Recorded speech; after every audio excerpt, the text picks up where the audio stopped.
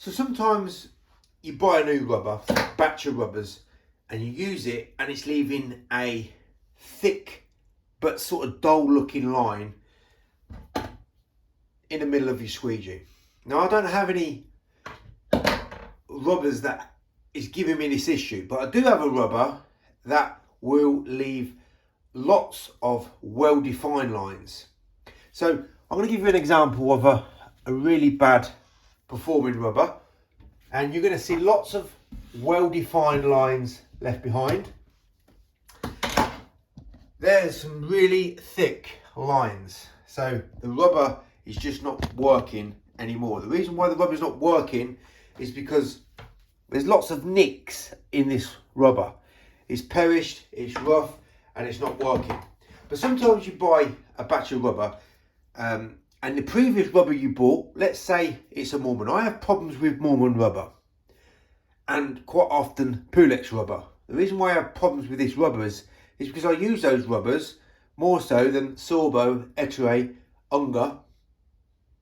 But I've had problems with all rubbers, leaving lines and problems that either I've caused or problems where I've just bought the brand new rubber and there's a problem with the turn on the glide, with a line, with lines, with lots of different things. But quite a lot of people, and what I've noticed is some of the batches of rubber that I've bought, there is like a dull fat line.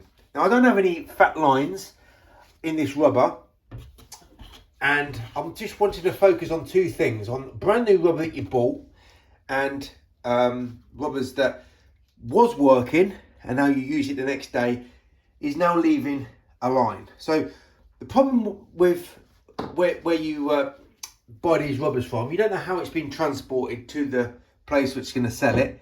So there could be a problem with the rubbers being stored somewhere or being distributed somewhere to be sold, or the actual manufacturing of the rubber. So it could be a number of things. And the fourth problem could be how you're storing your tools after you've used it. So one day it works, the next day you use it, it doesn't work because there's a dull fat line. So quite often these lines are caused with the rubber being stored on something that's lumpy. So you can see that if there is like some weight, or it's just stored on something that's lumpy overnight, especially when it's cold, it will leave an indentation. But that's not going to give you a well-defined line. It's just going to give you a thick sort of dull line, which is caused by the rubber being lent on something. Now you could have done that, or that could have been done in the manufacturer. But it's not giving you a well-defined line like that perished rubber was. But what I found is, if you so when you got a crease in cloth, you can iron it out. So you can iron out your rubber, boil the kettle. We don't have any hot water here, but what you can do is boil the kettle. When it's boiled, pour the water down the channel like this. Make sure it's all covered over. That should really soften that rubber, and then give it a go. Does it work? Does it not work? If it's working better, but it's still a line in there, there's something you can still do to fix it. That rubber's still going to be hot. If you need to put more water on it, get it hotter. If it's leaving a line, you can just get that rubber really hot and then push it out. Push that rubber out. The reason why that rubber was leaving defined lines is because the rubber had nicks and tears and cuts in it. If a rubber is torn or got holes in it, it's going to give you a well-defined line. If it's got like an indentation, sometimes you can't feel it, sometimes you can't see it, but it's leaving a dull line behind. You can iron out your rubber. It's worked so many times for me.